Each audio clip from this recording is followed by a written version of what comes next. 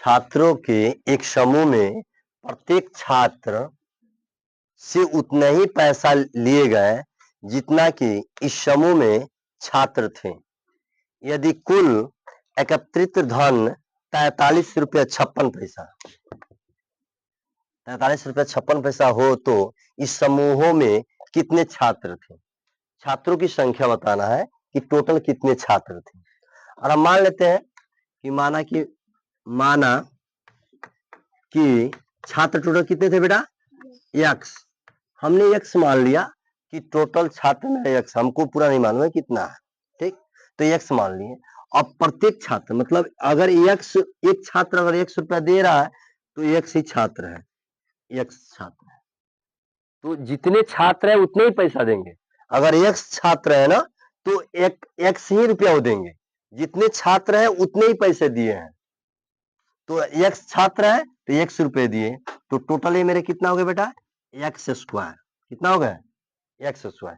ये पैसे होंगे, उतने ही पैसे लिए गए, ये टोटल पैसे में आएंगे। x पैसे है और x पैसे लिए गए और x छात्र भी है, तो ये दोनों x स्क्वायर हो गए। ये पैसे हैं, ये दोनों गुणा कर देंगे x स्क्वायर हो गया। इसको रुपए में बदलेंगे कितना होगा? x बट्टे पैसे को रुपए में बदलने क्या होता है? 100। 100 से भाग करते हैं। पैसे को रुपए में बदलने के लिए क्या करते हैं? 100 से भाग करते हैं। तो हमने x छात्र थे, x पैसे दिए हैं, तो x स्क्वायर हो गया।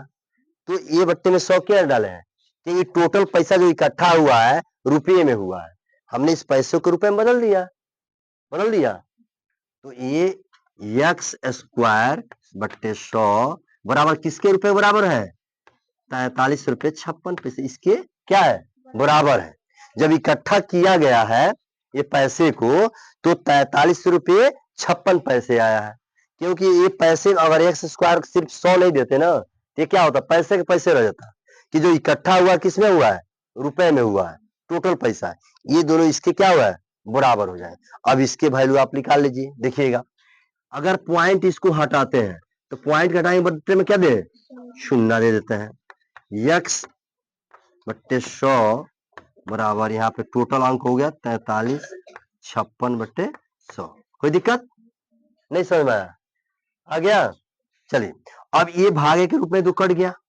x स्क्वायर यहाँ पे x स्क्वायर बराबर कितना आ गया? 43 56 आ गया। अब ये स्क्वायर इसके ऊपर रूट, इधर वर्गमूल कितना हुआ इसका?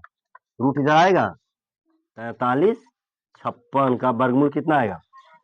66।